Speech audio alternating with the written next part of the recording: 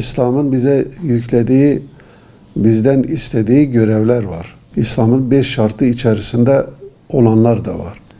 Mesela Cenab-ı Allah zekatı farz kılmış. Zekatta ne var? Başkasına yardım etmek var. Bu mecburi bir yardım. Mesela oruç var. Oruçta bizim bu yardımlaşmayla ilgili yönü, biz aç kalacağız. Aç kalanların halini anlayacağız ve ona yardım edeceğiz. Ramazan-ı Şerif ayının sonunda ne var? Fitre var. Mesela Kurban Bayramı var. Kurban Bayramı'nda ne yapıyoruz? Kurban kesiyoruz. Kurban nedir? Başkasına yardım etmektir.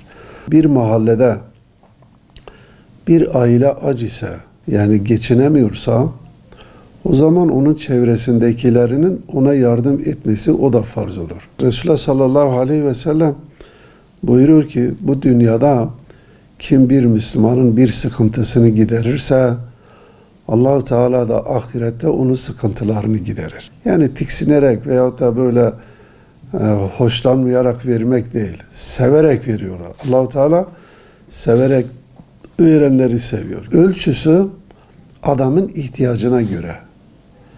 Yani birkaç tane fakir varsa, ama hangisi fakirse ona.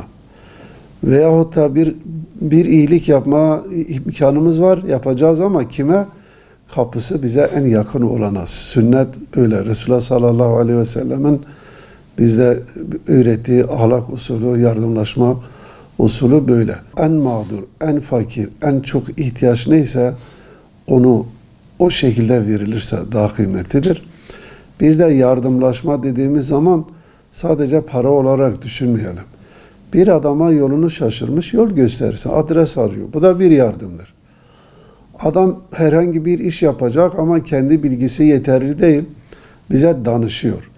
Bizim ona doğru yolu göstermemiz, o da bir yardımlaşma. Veyahut da yolda yürürken adamın elinde işte poşetler var. Beraber yürüyorsak birisini almamız, o da bir yardımlaşma. Adamın morali bozuk, işte o gün başından bir şey geçmiş, onunla sohbet edip biraz onu teskin etmek, o da yardımlaşma. Adamın yüzüne tebessüm etmek, o da yardımlaşma. Adamı dinlemek, stresi var, dinliyorsa bir saat adam rahatlıyor, o da bir yardımlaşma. Yani biz Müslümanların yardım etmemizde açıktan da yapsak olur. Fenaim mahi. Yani o da ne güzel. Yani o boşa gitmez. Ama karşıdaki adamın durumuna göre gizli yaparsak o çok daha kıymetlidir. Gizli olanı kıymetli.